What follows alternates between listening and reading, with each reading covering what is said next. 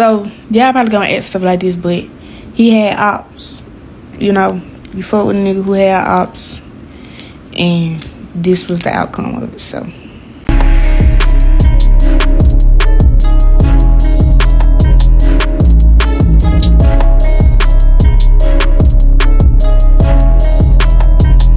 Following that late breaking news out of Birmingham this morning, Birmingham police telling us that a young woman was shot and killed in front of her home. It happened on Greencrest Turn in Crestwood.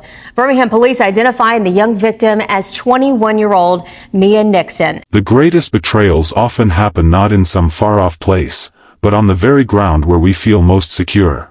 That sense of safety, the simple expectation of returning home without fear, can be annihilated in an instant. Think about your own routine. The familiar street, the front door, the quiet hours of the night. Could violence truly intrude upon that space?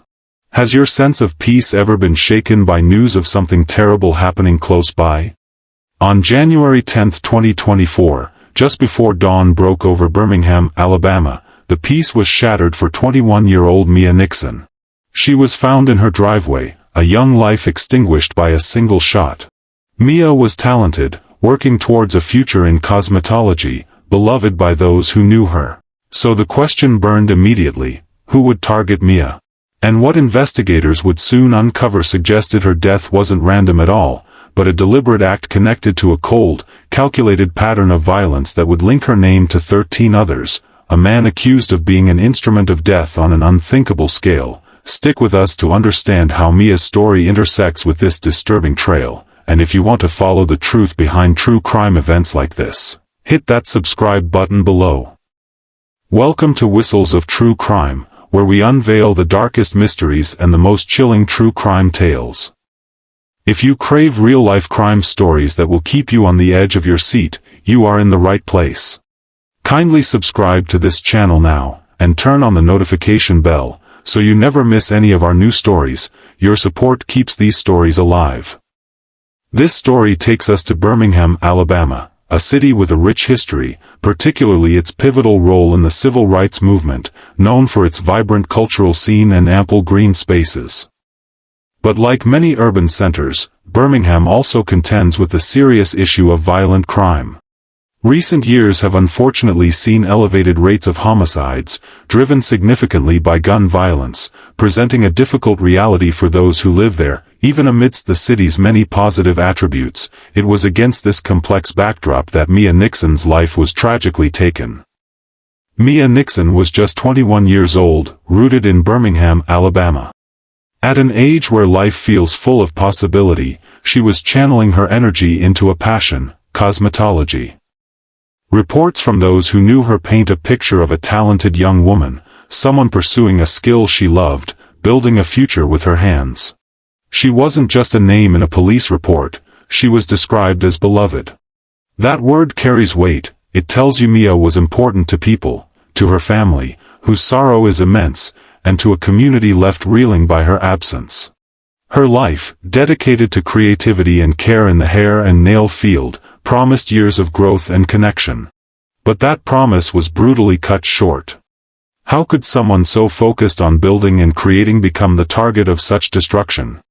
The question lingers: who wanted Mia Nickson gone, and why was her potential so violently extinguished?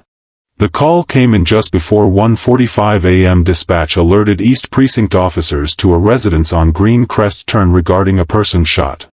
The mundane quiet of the street was about to be replaced by the harsh reality of crime scene tape and flashing lights. Officers arrived to a grim discovery. In the driveway of the home, Mia Nickson lay unresponsive. It was immediately apparent she had suffered a gunshot wound. Birmingham fire and rescue personnel were quickly on scene, but tragically, their efforts were in vain. Mia was pronounced deceased right there. The first steps of the investigation began under the cover of darkness. The initial assessment, the preliminary findings, suggested this wasn't a random act. The evidence pointed towards Mia being deliberately shot while outside her residence. And whoever pulled the trigger, whoever was responsible, was gone. They had fled the scene, disappearing into the night, but with a young life taken and a perpetrator vanished, the Birmingham Police Department's homicide unit took the lead. Their immediate priority was gathering any possible information. They reached out to the community, urging anyone who saw or heard anything at all, even details that seemed insignificant, to come forward. Because in those first moments, the person responsible for ending Mia Nickson's life remained a ghost, leaving behind a question hanging heavy in the air. Who was this unknown attacker, and what was the motive that led them to Mia's doorstep? Could it be an unfinished business? Share your thoughts in the comments below. Okay, this is story time about how I got shot over there. So I was talking to this boy. We was talking for like a couple months over there. So he used to always be in my car, like ride around in my car. We used to always be together, riding around, stuff like that. So, this day, he told me to follow this dude so he can buy some pills. So we followed the dude so he could buy the pills, so he did nothing buy the pills. It's me, him, and his homeboy in the car. So soon as we like get to the red light, we was at the red light, like all we had to do was just turn around and boom, you at the red light from where we was.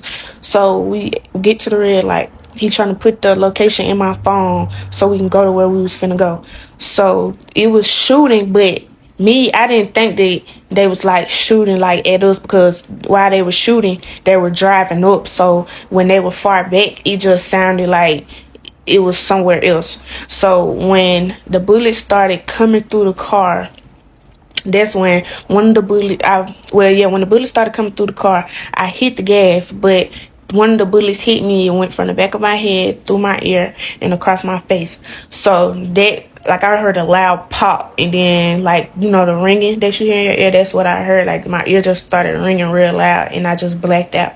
So once I blacked out, I crashed into a tree. So when I hit the tree, I went like this, like that's what woke, like, kind of let me come back to conscious. So I woke up, and instantly I just opened the door, and then his homeboy that was in the back seat, he jumped out, and I got out, but I instantly fell to the ground.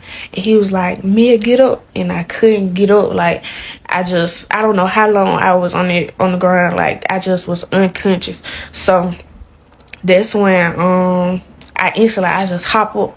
So when I hop up, I open the back door, and I laid in the back seat for like 2 seconds, but then I remembered that he was in my front seat.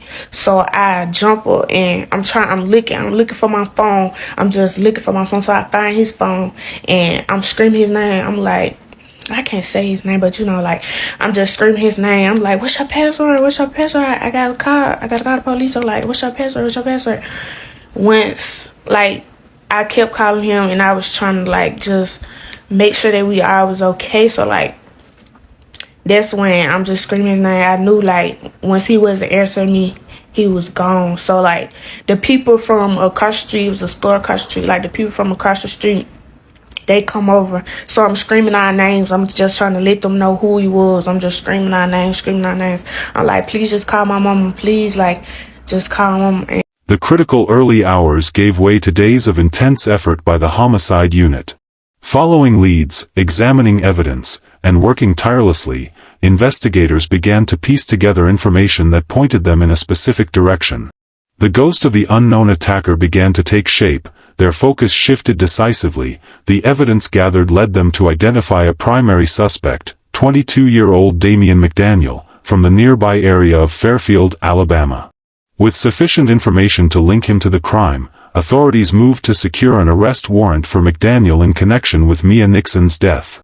This was a pivotal moment. The mystery of who was responsible now had a name, but as investigators closed in on McDaniel, they began to uncover something far more unsettling. His alleged connection to Mia Nickson's murder wasn't an isolated incident on his record. They would soon discover just one point on a much longer, more disturbing line.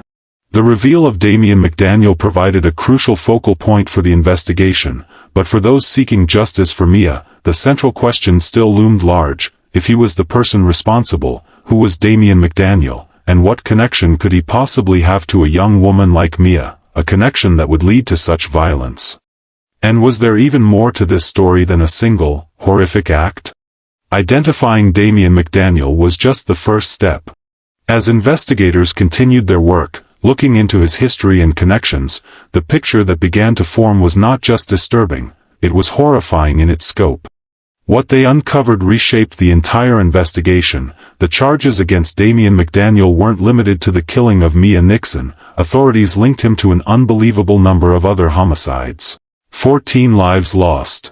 Now to new on 16 Your Side, a YouTuber talking to the man who's accused in the 5 Point South mass murder in Birmingham. Damien McDaniel was interviewed as part of a newly released YouTube documentary on violence in Birmingham. Seriously, 14 lives linked to this one man within a single 14-month period. This wasn't a single crime, it was a pattern of violence spanning across Birmingham. McDaniel was allegedly involved in the September 2024 mass shooting at the Hush nightclub, an attack that left 4 people dead. He was charged in the killings of Diantrant Tiny Brown and Jamarcus McIntyre, also in September 2024. The investigation also connected him to the July 2023 shooting death of Birmingham firefighter Jordan Melton and the wounding of Sergeant Jamal Jones at Fire Station No. 9, an act believed to be rooted in retaliation, and in April 2024, he was charged alongside Charles Nance in the murder of UPS driver Anthony Love Jr. These weren't random acts spread over years. This was a concentrated wave of violence, hitting different people, different locations, over a relatively short time. Mia Nickson's death in January 2024 was tragically part of this devastating sequence. But within this wave, Mia's case held a unique and unsettling designation. Investigators classified the homicide of Mia Nickson as a murder for hire. This wasn't just an alleged shooting. It was an act allegedly commissioned by someone else. If Damien McDaniel was indeed the person who pulled the trigger, it means another individual, or perhaps more, allegedly wanted Mia Nickson dead badly enough to arrange it. This classification ripped the central question wide open, adding a chilling layer. Who hired Damien McDaniel to kill Mia? And why, of all the people, was a young woman working in cosmetology the specific target of such a calculated, deadly plot? The revelation of Damien McDaniel's alleged connection to so many deaths was shocking, but the details surrounding Mia Nickson's specific case added another level of cold calculation. Authorities didn't just classify her death as a homicide, they called it a murder for hire. This classification means that investigators believe Damien McDaniel was allegedly paid or contracted by someone else to end Mia's life. It removes the possibility that her death was a random act or a crime of passion stemming directly from McDaniel himself. It suggests a hidden hand, another party who allegedly orchestrated this act of violence from the shadows. Despite the significant progress in identifying an alleged perpetrator and understanding the method, a contract killing, one crucial piece remains missing. At least in the public record, authorities have not disclosed the specific motive for why Mia Nickson was targeted. Why her? What possible reason could someone have had to order the death of a young woman like Mia, who was building a life for herself in the cosmetology field? This void where the motive should be adds layers of complexity and pain, for her family, for the community, and for investigators themselves. The unanswered why is a constant presence. It keeps a vital part of the story shrouded, fueling speculation and leaving the true purpose behind Mia's tragic end unknown.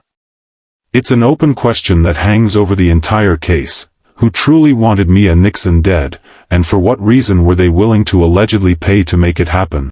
The path that led to Damien McDaniel's arrest in connection with Mia Nickson's death, and the host of other homicides, involved prior brushes with the law. In October 2024, McDaniel was taken into custody, initially for violations related to his probation. This probation stemmed from an earlier conviction. In Birmingham, Alabama, 22-year-old Damien McDaniel, who was already charged in the deaths of 11 people, including 4 killed in a mass shooting, has now been charged with 3 more homicides. Here's a timeline of the murder and assault cases McDaniel is facing.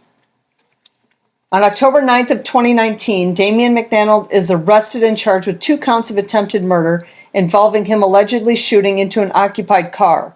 He was 17 years old at the time.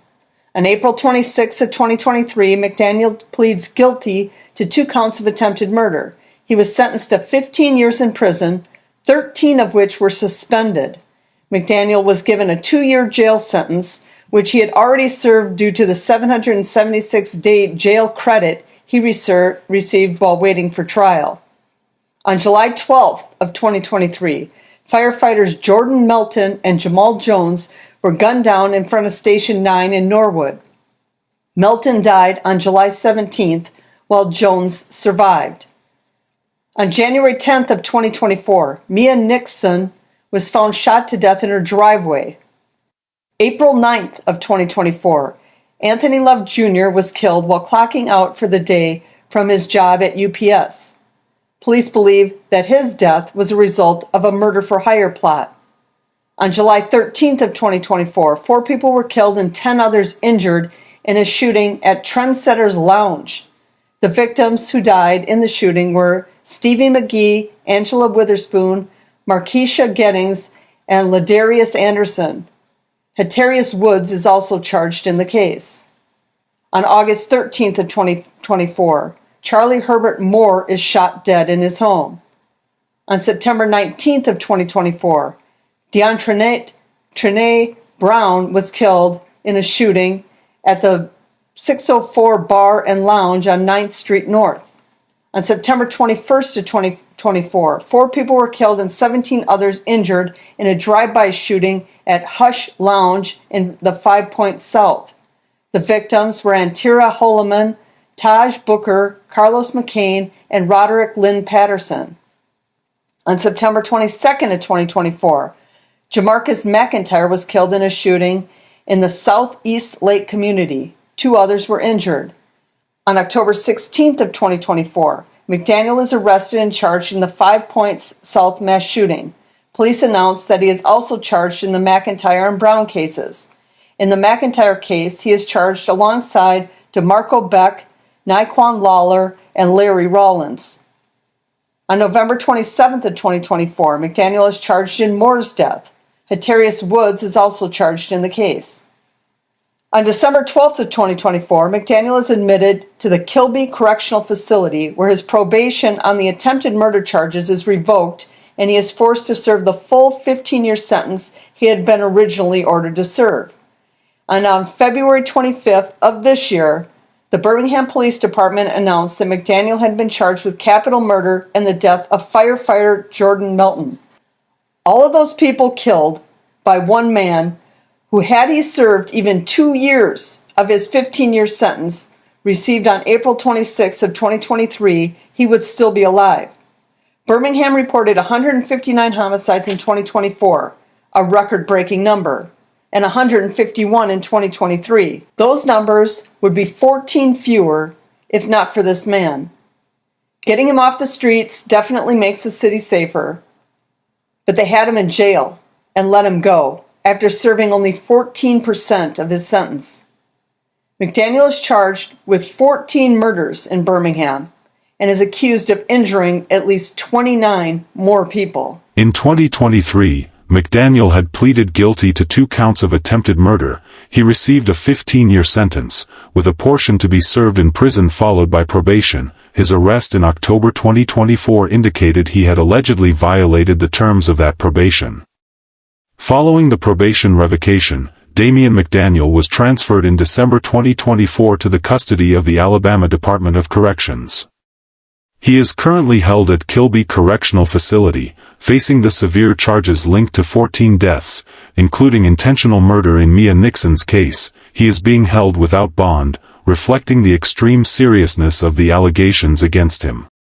Given the number and nature of the homicides, the Jefferson County District Attorney's Office has stated they are seeking the death penalty against McDaniel. It's important to note, as his attorney has publicly affirmed, that Damien McDaniel maintains his innocence in these cases and is presumed innocent until proven guilty in a court of law. Examining his history provides some context, though it doesn't offer easy answers. His father also has a criminal record, having served federal time. Damien McDaniel himself had an early encounter with the legal system, linked to a shooting incident at Fairfield High School in 2019 before the attempted murder conviction in 2023. This alleged pattern of behavior leading up to the charges he now faces paints a disturbing picture of a life allegedly marked by increasing violence. As Damien McDaniel sits in custody, awaiting trial for a multitude of grave accusations, the central mystery surrounding Mia Nickson's death persists, with the alleged perpetrator identified and linked to a murder for hire. Who was the unseen party that allegedly ordered the killing? And why was Mia, a young woman with her life ahead of her, the person they allegedly wanted silenced forever? The legal battle ahead is significant, but the answers to the ultimate questions remain elusive. The weight of one homicide is heavy enough for any community, but when 14 deaths are allegedly linked to a single individual within little over a year, the impact extends far beyond the immediate victims and their families. Damien McDaniel's alleged actions cast a long shadow over Birmingham. Mayor Randall Woodfin acknowledged the efforts of the Birmingham Police Department and their partners in addressing these cases. He spoke to the effect these crimes have had on the city, recognizing how they created a disturbing chain of events that affected the lives of many. The Birmingham Police Department has stressed their unwavering commitment to seeking justice for every one of the victims and providing answers for their families. The scale of the charges against McDaniel represents a significant step, but for each life lost, there is ongoing pain and a need for accountability. For Mia Nickson's family and friends, and for the wider Birmingham community, the grief is profound. There was, and remains, a strong push for justice specifically for Mia. Those close to her believe she was deliberately targeted, a belief that adds to the complexity and sorrow of her loss. The community's hurt is real, a shared burden as they navigate the aftermath of such widespread alleged violence and wait for the legal process to bring some form of resolution. This section brings us back to the human element, the people affected by the cold facts of the case. It underscores the collective desire for healing and for those responsible to be held accountable, and for Mia, specifically. The core question persists within the community's grief: who wanted her gone, and what motive could possibly explain the targeting of a young woman with her whole life ahead? The tragic death of Mia Nickson, a young woman with her life ahead of her, initially seemed like a single, brutal incident. But as the investigation unfolded, her story became tragically linked to a far more complex and disturbing narrative playing out across Birmingham. It became intertwined with the actions allegedly committed by Damien McDaniel. His alleged connection to 14 homicides reveals a pattern that connects seemingly separate acts of violence. From mass shootings in public places to targeted killings like that of a firefighter and a UPS worker. Mia's murder, classified as a murder for hire, fits into this pattern, yet stands apart due to that specific designation. Authorities continue their work, seeking to understand the full scope of these alleged crimes. They are still looking at whether there were broader connections, perhaps individuals or groups operating behind the scenes, and working to understand the deeper motivations that fueled this wave of violence. Despite the charges brought against Damien McDaniel, the most significant questions regarding Mia Nickson's death remain unanswered in the public eye. If she was the target of a contract killing, who wanted Mia Nickson dead badly enough to allegedly arrange it? And crucially, why was a young woman known for her work in cosmetology marked for such an end? These are the lingering questions that surround Mia's case, questions that underscore the hidden complexities within the facts we know.